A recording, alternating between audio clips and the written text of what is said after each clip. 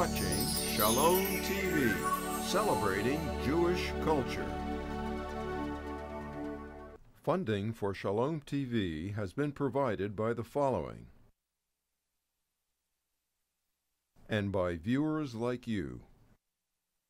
The video you are watching now shows Israeli Navy SEALs dropping down from Israeli helicopters onto the deck of the Turkish ship the Mavi Marmara, one of 6 ships that had been intent on breaking the Israeli-Egyptian naval blockade of Gaza, to be met by crew members wielding metal bars, bottles, knives, and other weapons used to club and beat the Israeli SEALs in scenes reminiscent of the Rodney King video, throwing one SEAL off the deck, virtually breaking his back, seriously wounding many other Israelis.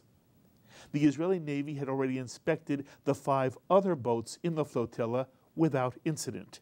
But here, the Israeli SEALs were suddenly and unexpectedly fighting for their lives on a civilian boat purported to be on a humanitarian mission. 9 people lost their lives and dozens were wounded when the Israelis fired in self-defense. Despite Israel's legal right to impose a blockade of Gaza, despite both Israel's and Egypt's invitation for the flotilla to dock at an Israeli or Egyptian port where any and all humanitarian aid carried by the flotilla would then be transported to Gaza, despite the fact that the flotilla was organized by an Islamist organization that has links to fundamentalist jihadi groups, and that Israel found 50 passengers on board with terrorist ties, despite Hamas's boast that whether the flotilla broke the Israeli blockade or was stopped by the Israeli Navy, Hamas would win a victory. And despite video showing the Israeli SEALs came under life-threatening attack prior to any Israeli responsive force, world opinion of the events has savaged Israel, creating a PR nightmare for the Jewish state. Why was there such an immediate and one-sided reaction against Israel? What does it say about world opinion of Israel and the future of the state of Israel? And does it say anything about the future of American Jewry? These are some of the questions we'll be addressing to our outstanding panel that includes Neal Sher, former executive director of AIPAC and the former U.S. Justice Department's chief Nazi hunter, and now an attorney in private practice in New York City. Dr. Stephen Bayme, director of the American Jewish Committee's KOPPELMAN Institute on American Jewish-Israeli Relations. Ralph Seliger, the editor of Israel Horizons, the periodical of the left-wing Zionist group Meretz USA, and Seth Mandel, managing editor of The Jewish State, New Jersey's independent Jewish newspaper, all sharing opinion on this week's Roundtable.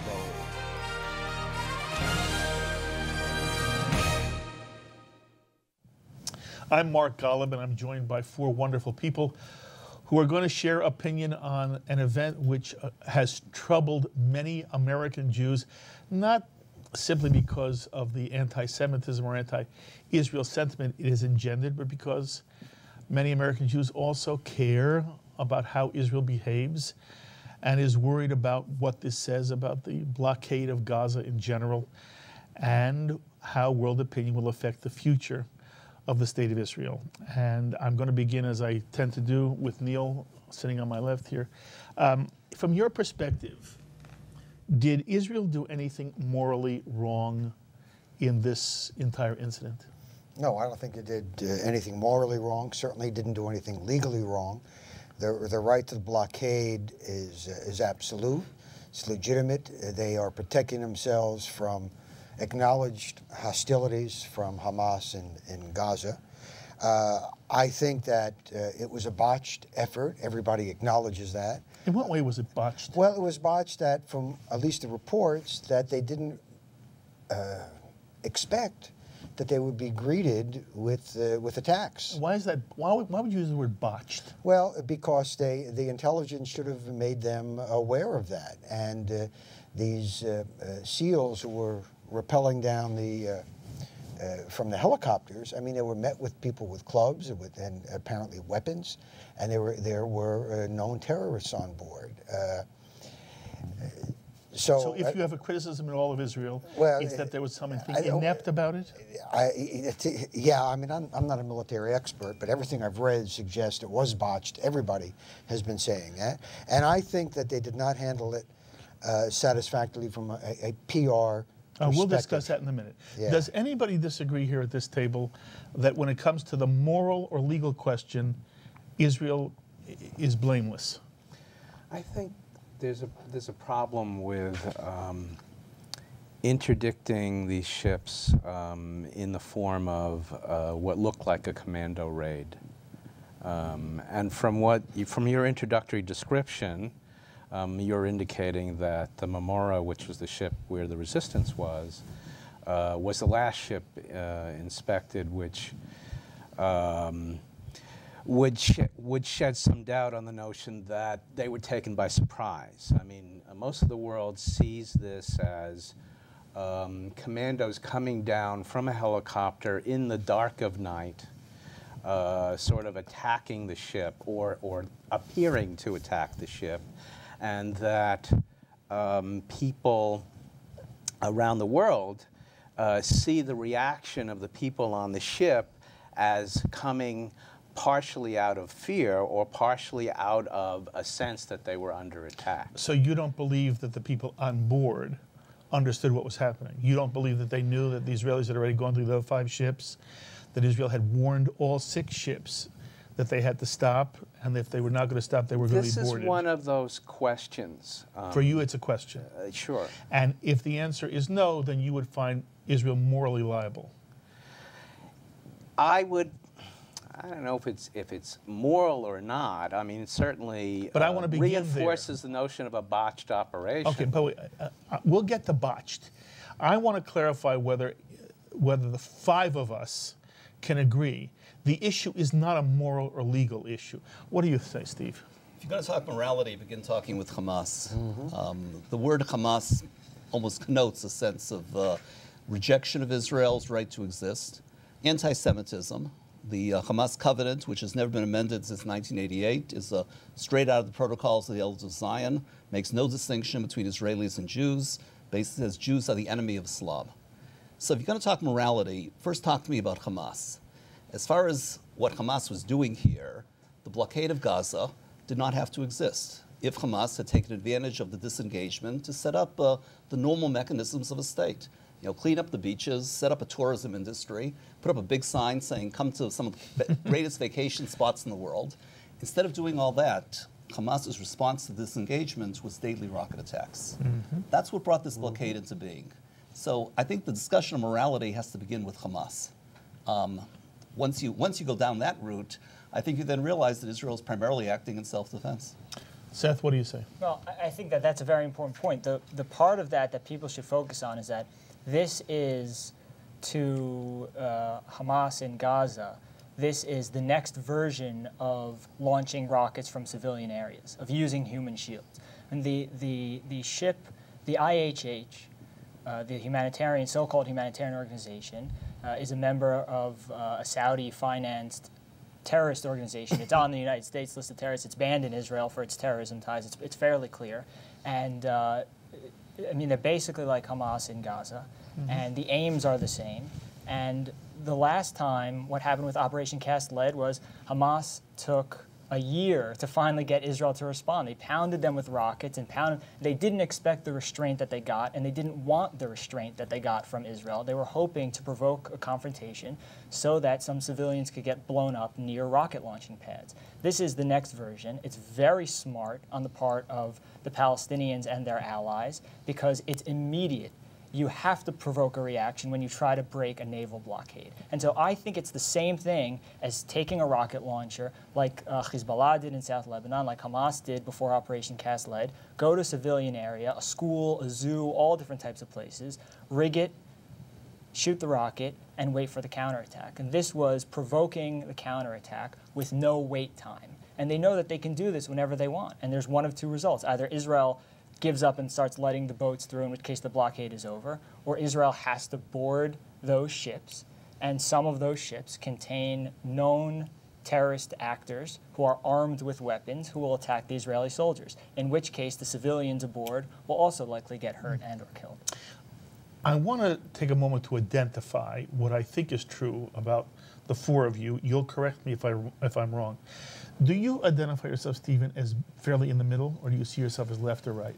I'd certainly say I'm centrist. Okay. Do you see yourself as centrist or left or right? I never look at it left or right. I'm Okay. pro-Israel, Okay. period. Okay, but my experience of the two of you is that if I had to define you, you may be center somewhat right on some issues, Yeah. somewhat left on some issues. Well, when it comes to Israel security issues, I'm clearly, by your description, to the right. Okay, okay, fine. And this is the second time, Ralph, I've had the pleasure of having you on. And the last time you were on with Izzy Liebler. And, you know, I saw some of the things you wrote about your experience here, and that you felt in some way you were ganged up on. That on the one hand, Izzy was from the right, and although I never see myself from the right, evidently you experienced me from the right, and you come from Meretz, the Meretz organization in some way, and so you see yourself on the left, and in some way I feel, I want to make sure our audience understands, you are courageous because you're the only person who is formally on the left at this table.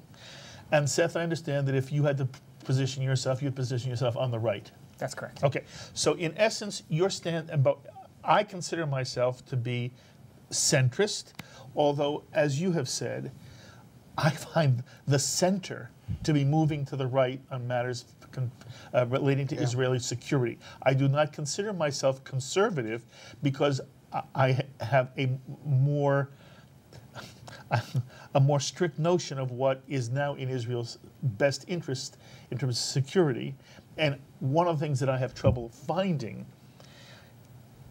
in some way I think indicative of where the entire argument is that more and more people who started on the left, and I was probably more liberal, so I guess I would have described myself at one point more on the left, but more and more people who start on the left have been so discouraged by what they've seen on the ground that they have been inevitably moving to the right, not out of ideology, but out of a practical feeling that if you really have one state saying, we will live with you in peace and we mean it, and another side which has been given opportunity after opportunity to live in that situation, and they don't take it, it's harder for one to feel that this is that Israel is at fault, and it's much more obvious to people like myself that Israel is in an untenable situation.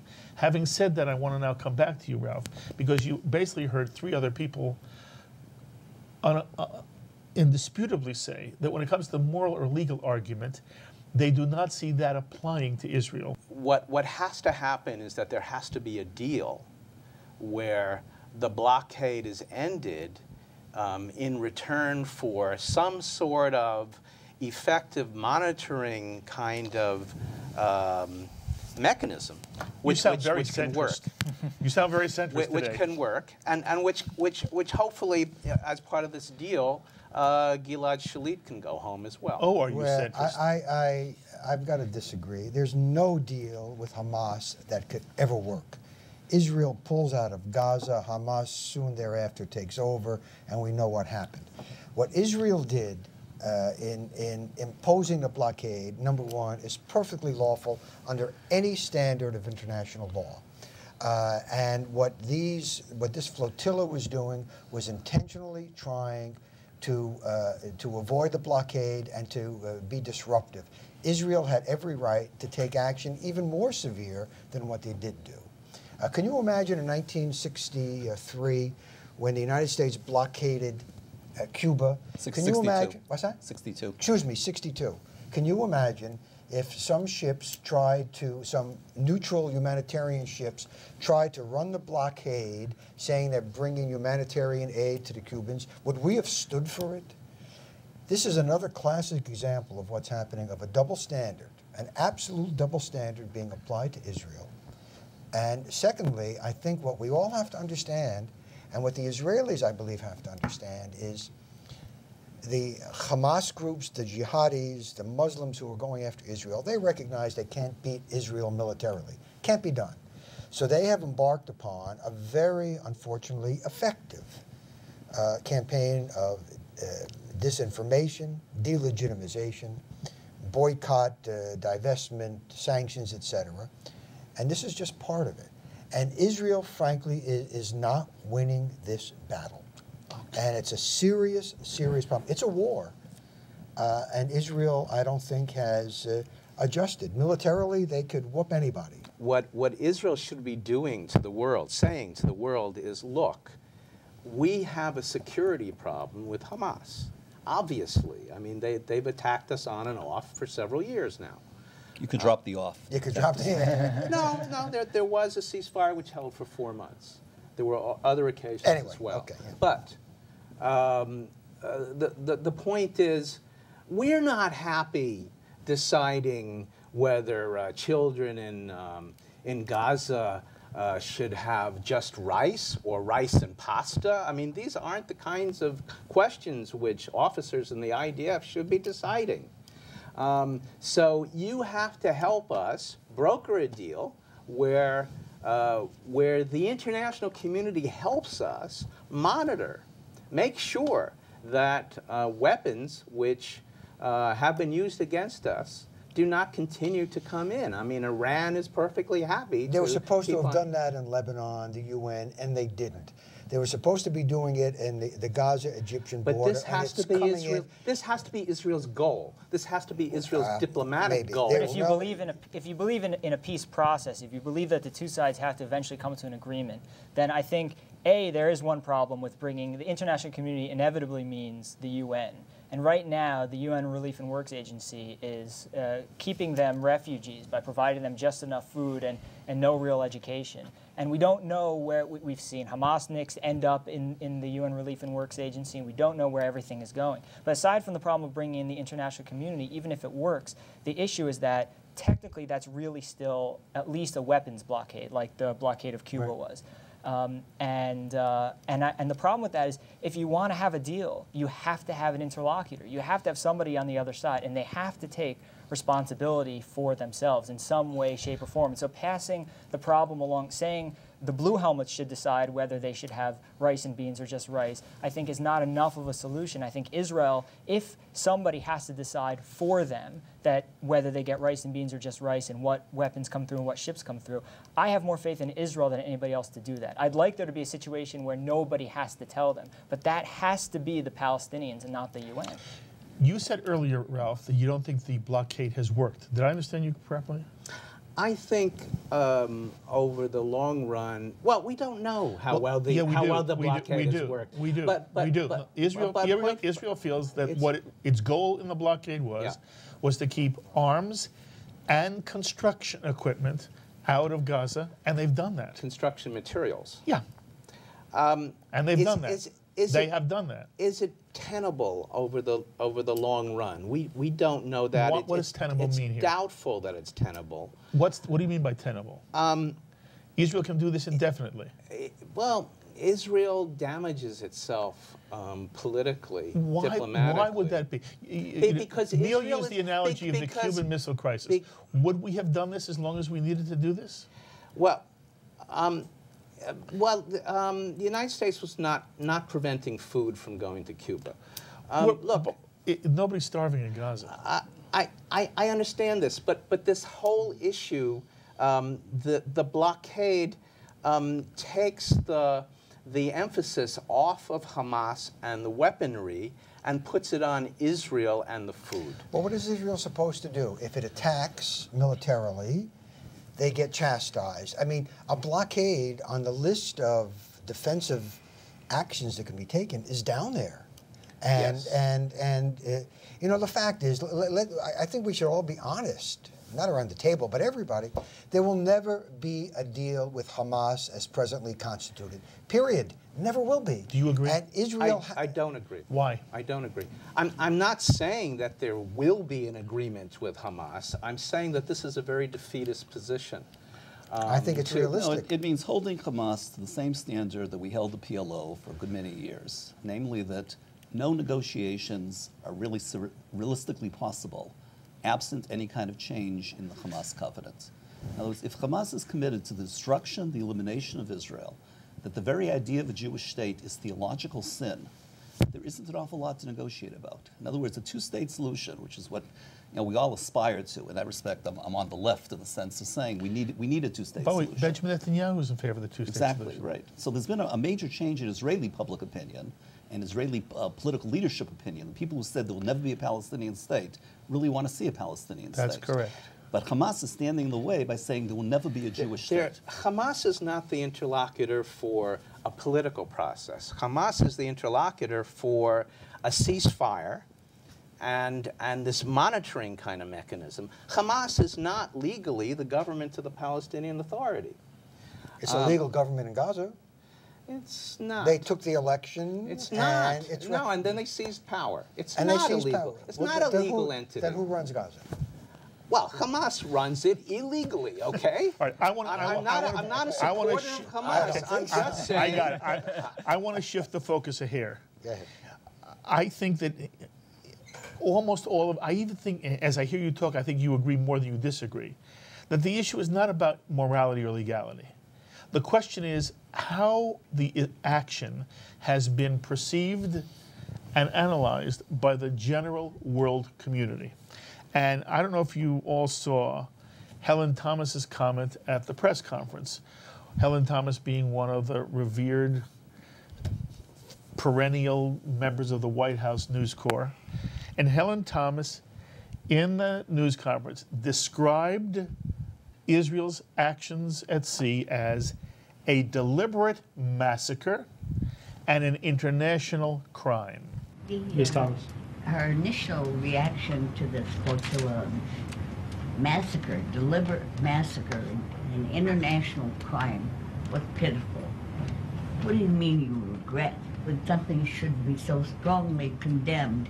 And if any other nation in the world had done it, we would have been up in arms. Well, what is this sacrosanct ironclad relationship where a country that deliberately kills people and boycotts, and we aid and abet the boycott? Look, any comments on Israel? We're asking everybody today. Any comments Tell them on to Israel? get the hell out of Palestine. Ooh. Any better comments than that?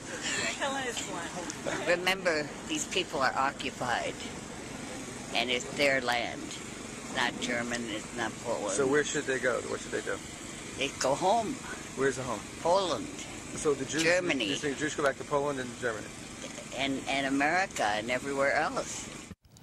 And my question for you, and it really is what I was trying to do in the setup of this entire piece, was to hear you discuss what you feel is at the root cause of the world's condemnation of Israel. I look at it and I say to myself, anybody who's honest understands that even if it was botched, Israel was only trying to protect itself, has only been trying to protect itself against an organization and an attitude and mentality, an entire Muslim movement that seeks to destroy it.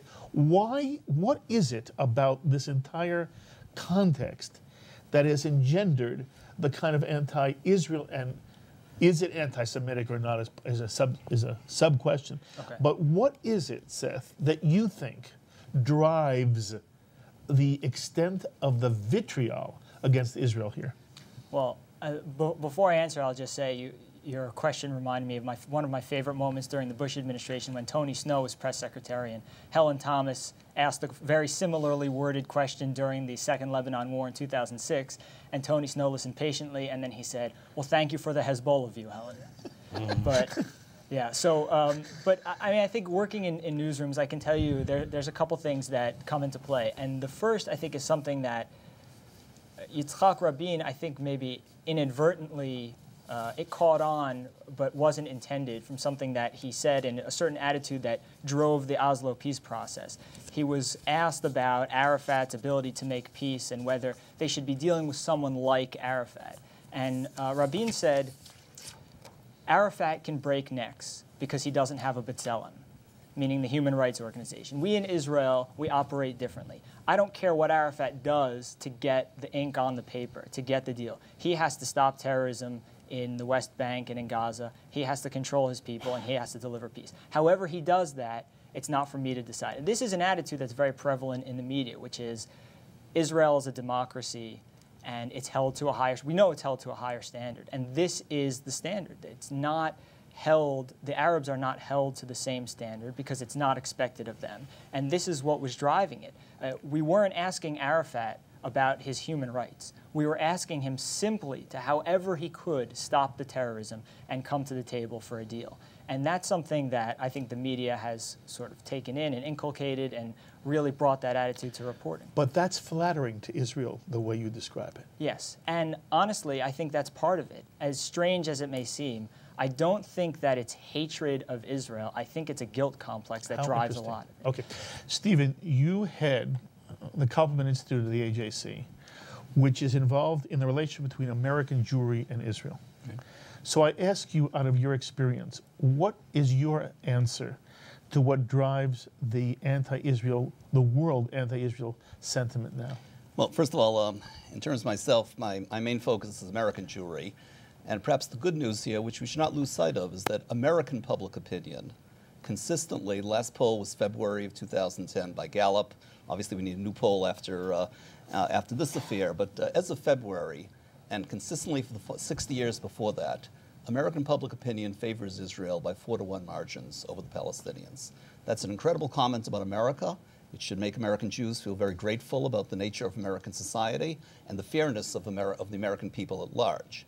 As far as Europe goes, there's no question, again, you can trace the historical trajectory here.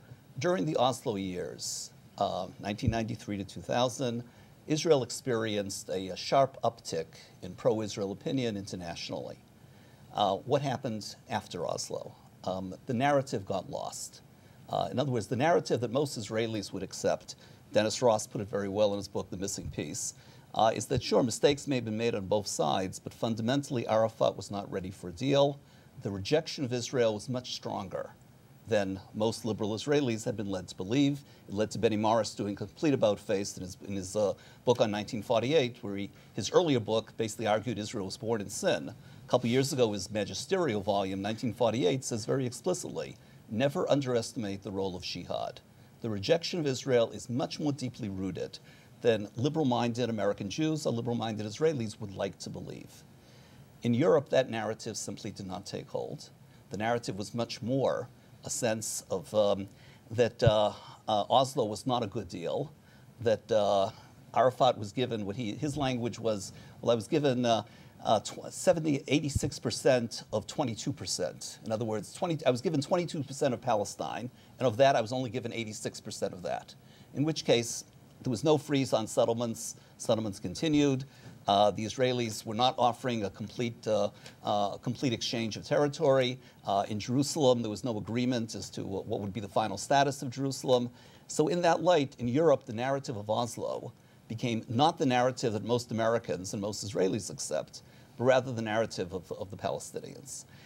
That's quite unfortunate, and in that respect, this latest incident is a propaganda defeat of Israel. We have to, I think we need to acknowledge that. It's not going to go down in history as a day in which people sympathize with the Israelis for defending their own people. The Helen Thomas question, if you will, I don't think has much salience here in America, but it has a lot more salience abroad.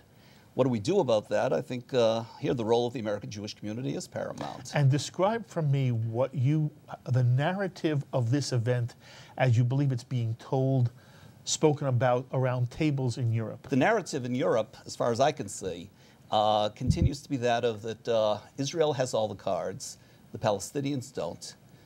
Therefore, the term occupation is perceived in very different ways in Europe than in Hamas, than in the Palestinian entity.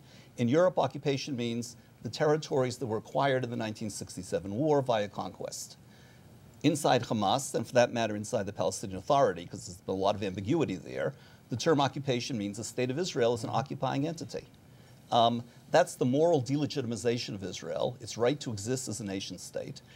And that translates then into things like Tony Judd's article. Tony Judd is an American. Again, he doesn't have that much traction here, but he's got a lot more influence in Europe. The Tony Judd narrative is that Israel is an anachronism.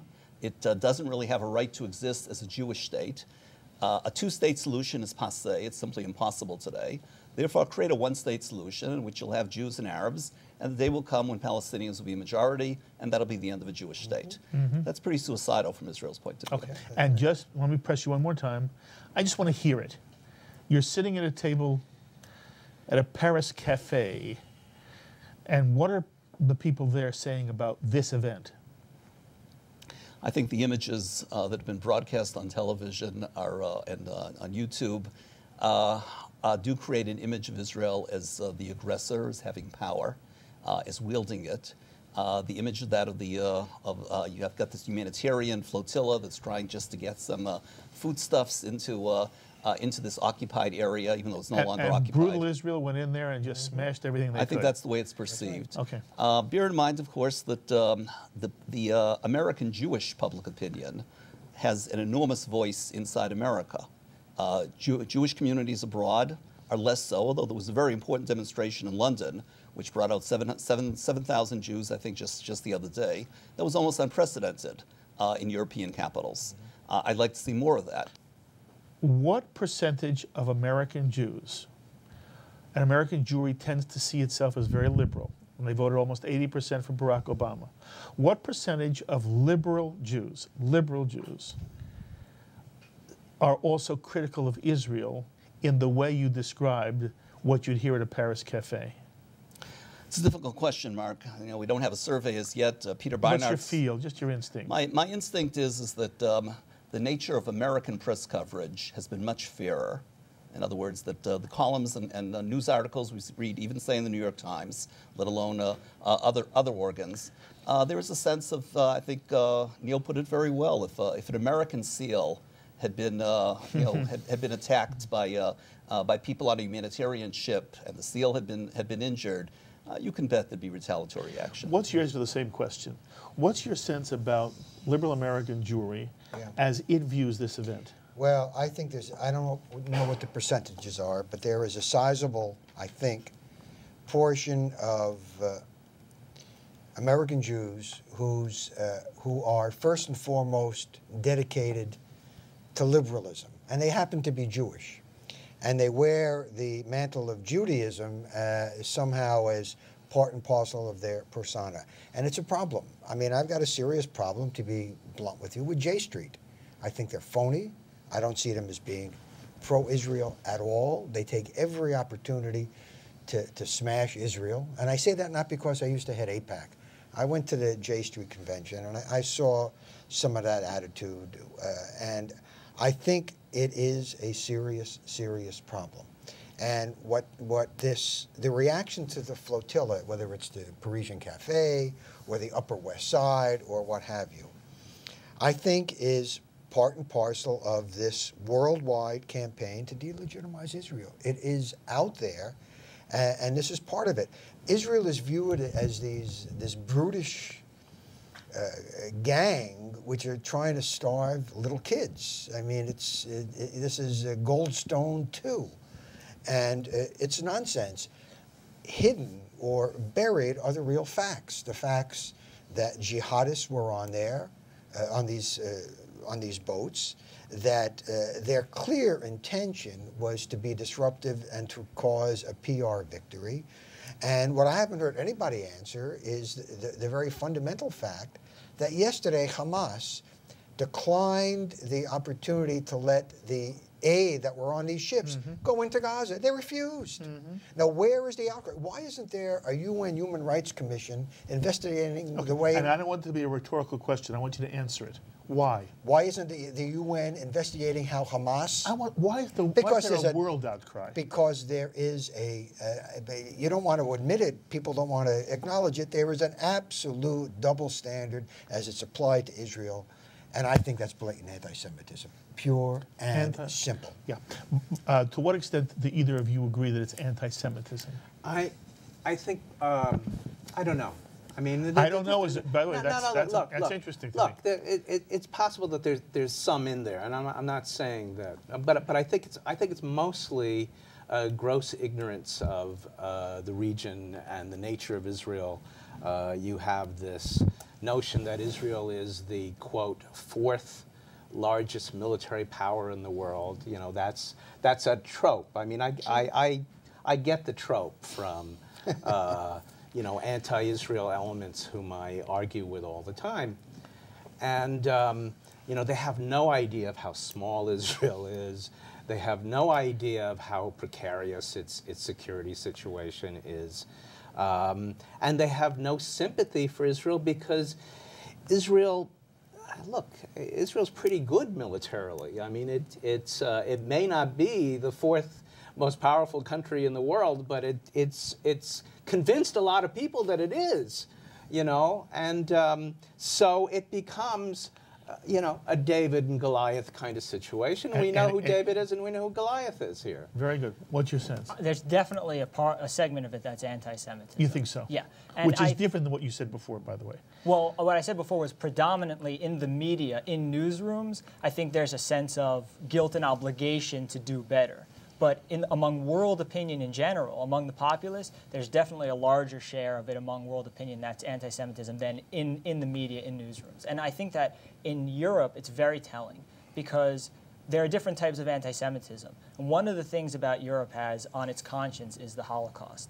And when you see the Jews in Israel compared to Nazis, it's very, very deliberate. And the reason that they so badly want to delegitimize Israel is because if they can show that Israel is really a menace and the Jews, when they have power, are really a problem, and when they're too numerous are a problem, and that at the heart of the Jew is the need for power and bloodlust, then the Holocaust, yes, it's still terrible, but you can start to see where maybe they were doing something positive, which was at least trying. They may have gone too far, but you know they kept the Jews from overrunning and creating a Gaza. Very good, Seth. They contextualize it. That's what it at least means that the Jewish suggestion that they're the only victims is no longer true. Absolutely. If you can show that when the Jew has power, somehow he uses it in a disproportionate Sure, fashion. and you talk about intentions is one thing that always, people talk about the intentions of, you hear it a lot, communism, socialism, these sort of leftist ideas of collectivism. They don't talk about what actually happened. They keep saying it hasn't been applied perfectly. On paper, communism works, all this stuff. I think in the same way, they would say that this gives, comparing the Jews to the Nazis and showing Israel as the bad guy, plants the seed of the act was wrong and butchering the Jews the way it happened was wrong, but the intention, which was to make sure that the Jews don't do this here in our backyard and murder our own children, maybe was spot on. You know, one additional word on anti-Semitism here. Again, 10 years ago, before Oslo collapsed, even Commentary magazine, hardly an organ that's known to be soft on anti-Semitism, they said anti-Semitism is simply no longer a problem. It's disappeared from Europe. It's certainly disappeared from the United States. With the collapse of Oslo, there was a real uptick in anti-Semitism that had very little to do with the state of Israel. It was daily attacks upon Jews in France. It became impossible for young people to walk around with a kippah. Even the Scandinavian countries, which were well known as being lovers of Jews with an incredibly high intermarriage rate, again, an anti-Jewish backlash that had very little to do with Israel in terms of being anti-Zionist. Didn't it have everything to do with Israel? You're talking about after the Intifada broke out. It may have been stimulated by things that were happening in the Middle East, but the rhetoric, the cartoons, say in the media, the rhetoric of attacks upon Jews physically, because some guy's wearing a kippah or he's got long side curls, that has very little to do with Israeli politics. It would not have happened if it wasn't for the destruction of the peace process and the start of the That's Intifada. entirely possible, but it spilled over into a real uptick of anti-Semitism. This was acknowledged by the United States government internationally. You know, and Steve, you're right, because anti-Semitism is a latent condition, and you never know what's going to bring it, to trigger it, I want to pick up on that, and I want to see if this resonates with any of you. So I'm talking to people in the last few days about their reaction to and their response to what they've seen in the media. And I've heard, I'm talking about people who are committed to Israel. I hear an American Jew. I said to an American Jew, so what's your reaction to what you heard? Well, I have to wait and see. What do you mean you have to wait and see?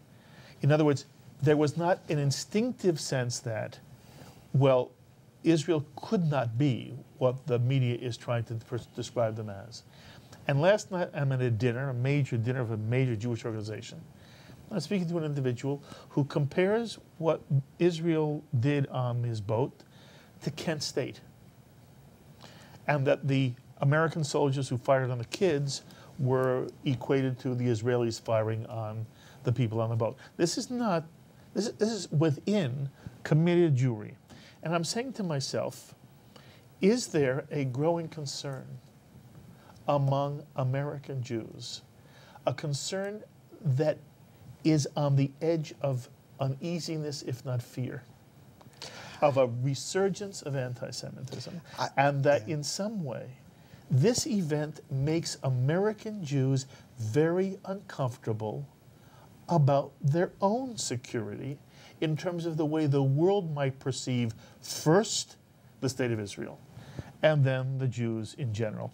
And I would love to hear you kind of give your reaction. To what extent do you feel among American Jewry today, a portion, there is a growing uneasiness about American Jewish security? That's a very interesting take. That's why you run the show. I frankly never thought in those terms. What you're basically asking is whether or not there's a real strong insecurity among the American Jewish community to the point where hostilities or problems with Israel spill over to anti-Semitism here. I don't know. I'd hope to think not. I'd hope to think that after all these years, the American Jewish community, of all Jewish communities in the diaspora, is secure enough to be able to defend itself, to be proud, and not to have this sort of let's be quiet mentality. But you might be onto something. What do you think? I disagree strongly, Mark. American Jews have always been insecure. We did surveys for year after year. We'd ask the question, what do you think is a greater danger to the future of American Jewry? Anti-Semitism or intermarriage? By 2-to-1 margins, American Jews answered anti-Semitism is a greater danger. I don't know what world they live in, but that's the answer they'll give. So the insecurity is there. It's always been there. It is ignited by things like this, that they don't like seeing a case study in the media under the lights of magnifying glasses that puts Israel in a negative light, and they say this affects us. Now the reality is something different, namely that, and here's where I'm an incredible champion of America, in case study after case study for the last 65 years, since the end of World War II, whenever there might have been an anti-Semitic backlash, whether it was the Rosenberg case in the 1950s, the Pollard case in the 1980s, the Arab oil boycott in the 1970s, whenever there was a laboratory like that would test, is American society going to react with an anti-Semitic backlash? The answer has consistently been no, no, no. America's been incredibly fair. This has been the diaspora that has worked best for Jews because it's welcomed Jews. I don't see that changing. What you're saying, Steve, is that it's in the Jewish DNA to be insecure. Yeah, that's what defines us. And I go a step further, Neal. All too often, the Jewish identity of American Jews is so tenuous that we build our identity as that we have too many enemies out there. You know, this is perhaps the last victory of Jean-Paul Sartre, who argued that it's only the anti-Semite that keeps alive the Jew. The problem in America is whether we want to keep ourselves alive, and that's entirely a matter of internal Jewish conviction that the whole thing is worth keeping up. I think there's another issue which of course the Peter Beinart essay brought up, that Israel is becoming an embarrassment to many Jews, many American Jews, and this kind of incident brings that up again. And it's an embarrassment because why? Because Israel is seen as a bully. What do you think of that? One of the things Beinart has admitted in interviews since that time is that he underestimated the level of assimilation, meaning that those American Jews that really are, quote unquote, embarrassed by Israel or are distancing themselves from Israel, they're distancing themselves from matters Jewish generally. So in that sense, I think he erred on those grounds as well. In other words, it's not Israel that's the problem. It's, again, assimilation is a much greater problem, a much more difficult problem for Jews than anti-Semitism. What the problem is those who don't care about Israel. That's a function, again, of assimilation. It's not a function that the establishment has silenced all dissenting opinion. Is that a growing number? I think assimilation is certainly a growing number, and in that respect, one of the strongest points of Beinart's piece is that he relied very heavily upon the research of Stephen M. Cohen of Hebrew College and Ari Kelman of the University of California. What they did was to interview young Jews under age 35, distinctively non-Orthodox, conservative, and reform, and they asked a very telling question: would you regard the destruction of the state of Israel as a personal tragedy? Only 49%, less than half, said yes. They obviously would regard it as a tragedy, but they wouldn't regard it as a personal tragedy. Ask the same question, say, to Federation board members or members of a synagogue board. I'm convinced it would be 99.999% that would say it's a personal tragedy because our connection to Israel is so deep. That suggests there's a real problem among non-Orthodox young American Jews that they don't see themselves as so intimately tied to Israel as the older generation would. You said before you disagreed. I think you meant you disagree with me. So I want to make sure. Right. Yep. Okay. And I want to say to you, I think you're wrong about the number 99.9%. I think you are missing the extent to which there are on boards of synagogues Jews who have a commitment to their Jewishness, but that commitment does not translate into an absolute commitment for the state of Israel. That who see Israel as a problem, as a bully, as somehow departing from the liberal values, which are even more important to many uneducated but involved Jews than our Jewish values. Or even departing from Jewish values. Yes. So I think you are romanticizing the synagogue community overmuch. Mark, I think there's a world of difference between absolute commitment to Israel and personal tragedy. In other words, that there's a lot of space in between those two things. Absolute commitment to Israel, I fully agree with you. I am telling you, there are many Jews who sit on synagogue boards who would say that we are Jewish because of our sense of Jewishness, because of Jewish values, because of Torah. And if the state of Israel were to go out of existence, it would not touch my life at all. In synagogue boards, on synagogue boards. Well, that's very sad. I mean, that certainly is Beinart's indictment as far as young people are concerned. And I think he's absolutely right. And I think what we are seeing is a certain portion of American Jews who are educated, bright, committed, and liberal in their orientation to life in general, for whom Jewishness is a part of their being, but in no way a central part of their being, who affiliate with synagogues because that's what their families do, but who who have more problems with Israel today, very much, Ralph, out of the things you're describing. And what worries me is the extent to which this is becoming an increasing problem when the state of Israel is going to need absolutely the strength and support of an American administration which cares very much about where Jewish political money goes. What percentage of American Jews have visited Israel? Do you know? It's 35%. 35%. 65% of American Jews haven't even gone there. And there are young, upper middle class American Jewish families, young, who will travel everywhere. They will not travel to Israel. But part of the problem, I don't know what you're talking about. Part of the problem, I spoke to a group of Jewish high schoolers. They were public school kids, sort of secular, but mostly conservative and reform. And they certainly had a connection to the Jews. This was a Jewish group that they had set up. They brought me as a speaker. I held up a map of the Middle East without country names, and nobody could point to Israel on the map. Really? Nobody.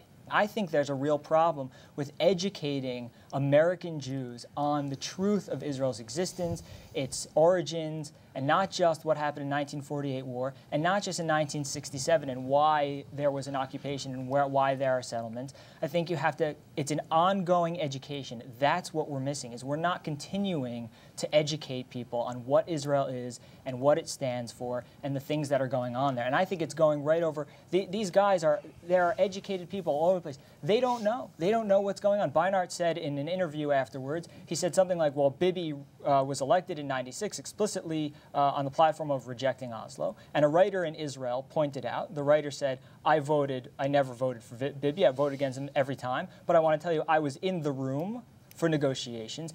Bibi strong-armed Likud into accepting the Oslo Accords, then ran and won a so narrow, remember how narrow his victory was, so narrow a victory that it was clear had he rejected the Oslo process, he would have lost that election. And these are things that people should know. I mean, people, educated American Jews going around saying, Bibi said this, Likud stands for that, and they have no bearing on reality. I think we're really missing something here in our education about Israel. What is very important about this is that there is a sector of American Jewry, I try to say Jewish communal activists, Federation board members, I stand corrected about synagogue board members, but certainly Federation board members, for whom Israel is central to their existence. They are Jewish communal activists in the full sense of the word, and Israel is at the very center of that.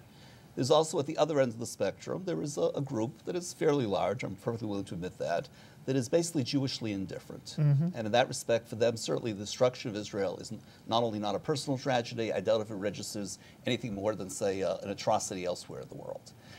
There is a mass base of the middle of American Jews, especially among young people, who they see a world of difference between, say, J Street on the one hand and the Jewish establishment on the other hand. And they're saying, in effect, that I'm not happy with those who are unfriendly to Israel or who are perceived as being unfriendly to Israel, but I'm also not happy with my country right or wrong stance. That's right. And it's that group that Bayme refers to as liberal Zionists. I think what is fair to say in more general terms is that there's a large group out there for whom Israel does count, but it doesn't count in the same way it counts for the establishment. And the establishment probably can be rightly faulted as not being able to appeal or to communicate with that large group out there that does want to be supportive of Israel, but at the same time also is saying, do we have to respond so instinctively with a sense of we'll defend Israel under all circumstances? Okay, but what you raise is such an interesting discussion. It's worthy of a discussion in and of itself, but there's one more topic I want us to address before the program ends, and that is I want now your assessment of where President Obama stands in all this. And there has been in the Jewish community a sense of disquiet over the way in which he seemed to be treating Israel as if he was pressuring Israel more than the Palestinians, that he had a pro-Palestinian bias. And then all of a sudden it looked like he has gone out of his way to make nice to the Jewish community. And he met with 15 synagogue rabbis. He recently held American Jewish Heritage Month, Jewish American Heritage Month, at the White House, where he invited 300 people. And in general, there's a sense that he's trying to win back good feelings and good sentiment in the Jewish community. What's your sense, Neal, now of President Obama? Look, whatever the problems that the Jewish community has had, and they're legitimate with Obama, have not gone away. What you alluded to, Mark, having Sandy Koufax to the White House, is very nice. I wish I could have shaken Sandy Koufax's hand. Me too. Even though I'm a diehard Yankee fan like you are. But you love Koufax. Yeah, he was great. But there are problems, and let's face it, I don't know whether it's cynical, but I think it's realistic. We've got elections coming up in the fall. The Jewish vote, and more importantly, the Jewish financing, Jewish money, is important. And Obama is first and foremost a Chicago politician. That's where he got his start. But the issues that have concerned the Jewish community, the way in which he treated Bibi the last time the Prime Minister was here, the fact that, for example, last Friday, the United States voted for a decidedly anti-Israel resolution in the UN regarding nuclear proliferation in the Middle East, that spoke volumes compared to handshakes and smiles and meetings in the White House. So the concerns are still there. He got beaten up quite a bit, ads by Ronald Lauder, by Elie Wiesel, and others in the newspapers. He took heed, but that was a political reaction. A lot of what he's done have made a lot of people uncomfortable, myself included, and I'm not a registered Republican or Democrat, but it's a problem. It's a problem. Ralph, what do you say? I think Obama's been surprisingly supportive of Israel during this particular crisis. I think really defanged. But you say surprisingly indicates an issue. Well, there, surprisingly, he was not critical in the way that many of my own colleagues are. He's probably more centrist on the Israel issue than most people believe. I think he's probably much closer to the mainstream of American presidents regarding Israel. I don't think that Obama is a problem for Israel. Interesting. What do you say? I think there are two major issues with President Obama and Israel. One is political ideology, and the other, I think, is just the question that we had before. To the last question, President Obama, whatever he says on Israel, the question is, does it make a difference?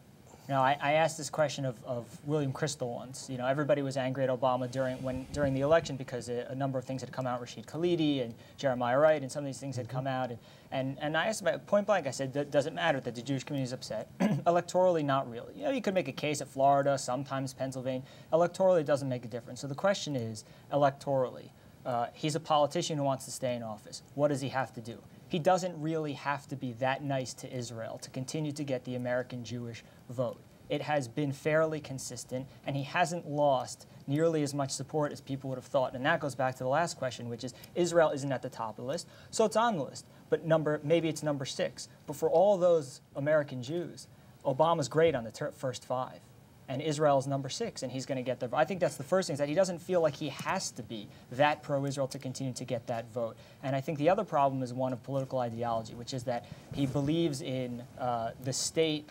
He believes in people having things done for them, as opposed to pulling yourself up by your bootstraps. And this is the fundamental nature of the Israeli-Palestinian conflict. Steve, Barack Obama. Well, 2 observations. One, just a qualification on Seth's comments. There was one president in the last 80 or so years who lost the Jewish vote because of Israel, and that's President Jimmy Carter. Obama does not want to become the second. In other words, Seth's assumption that the Jews will vote for him no matter what he does, I can't be certain about. Well, not no matter what, but the question is, how far does he have to go? Well, Carter went down a certain road. If Obama goes down the same road, I think he's going to get the same reaction. But is that enough? It certainly should be of concern to him, if nothing else, for the historical record. Secondly, it goes beyond the issue of the numbers of Jewish votes. It also has to do with Jewish opinion, which is widely broadcast on programs like this and elsewhere. It goes to Jewish activism within the Democratic Party, in which Jews have been a very central player. So strictly from the political angle, there are many reasons why Obama does not want to become the second president to lose the Jewish vote. I also think, in fairness to him, and here maybe a bit more charitable than Neal, we are witnessing the education of a president. He's made a good number of missteps. The Cairo speech was a misstep when he said the justification for Israel is the Holocaust. A misstep when he called for a complete ban on settlements without distinguishing between settlements and settlements, if you will. Both of those missteps were rather quickly compensated for in one form or another. In other words, there was an acknowledgement. The administration went too far, they pulled back. The situation is rather fluid. What is fundamentally, I think, in question is his original ideology that everything is negotiable, that reasonable people sitting around tables like this will come to reasonable accommodations. It doesn't work when one party basically says, we don't want you there no matter what the circumstances are. So in that sense, there is probably an overestimate of the power of negotiations. We've seen that also with the encounter with Iran, the engagement with Iran. Where Obama will be in that light, I think, is more questionable. Having said that, I go back to my first point. The position of Jews within the Democratic Party is quite strong. The special relationship between America and Israel has been bipartisan. In other words, it's transcended party politics, whether the government in Washington has been Democratic or Republican, or whether the government in Jerusalem has been Labor, Likud, or Kadima. I would like to think and believe that that's not going to change. The situation is fluid, but those 2 factors are still in play. And does that mean you really don't worry about the presidency of Barack Obama? How can one not worry? I mean, I worry about... Oh, we got to the DNA again. It's more than just DNA. I mean, America is the major superpower. I think, number one, I'm an American citizen. I love this country. Number two is that America is Israel's primary friend. We can never take those things for granted. You know, they're subject to change. If we're looking down the road, we take a long-range historical view, the fact that it's been there for 60 years, with numerous ups and downs along the road, but the overall trajectory has been to sustain the special relationship. I'm certainly not ready to say the special relationship is over. Israel's like one country among others. American Jews have a lot to say about that, and I certainly am confident enough to say we'll continue saying those And one of the keys to maintaining a special relationship is not just the White House, because I'm a firm believer that the most effective lobbying effort on a White House comes from members of Congress. Absolutely. You know, he just met with the with the Jewish members of Congress. Yeah, but it's got to go well beyond that. It has to go well beyond that. And Obama understands that. And while he, of course, wants to get reelected in 2012, you have in a few months elections coming up that are going to be critical. He doesn't want to lose either the House or the Senate. Jewish political activism, not just in giving votes, but in giving money, is very important. One of the concerns that a lot of people have is that, as we've been discussing today, that for Jewish political activists, Israel might not be the #1 issue. I think that's a shame, but again, keep an eye on Congress, and it's really essential that pro-Israel members of Congress get elected and get reelected. I have to put a semicolon there because we're out of time. I could go on with the four of you forever. You are just wonderful. I appreciate the insight and sensitivity each of you bring. And Seth, it was wonderful meeting you, and I hope you come often. Ralph, I love having you. Please come back again. Thank you. And Neal, you always just have this chair. I appreciate it, and you know how much I love you, Steve. And I appreciate your insight wonderfully. And I hope those of you who were watching have enjoyed hearing. My guests discuss issues that are sensitive and critical to all those who care about the state of Israel and really about America as well. And as always, I invite you to be in touch not only with me with your emails, but if you'd like to be in touch with any of my panelists, you may do so by emailing me, and I will forward your email on to either Neal or Seth or Ralph or Steve. I look forward to hearing from many of you this week. Until the next time, I'm Mark Golub. Be well, my friends.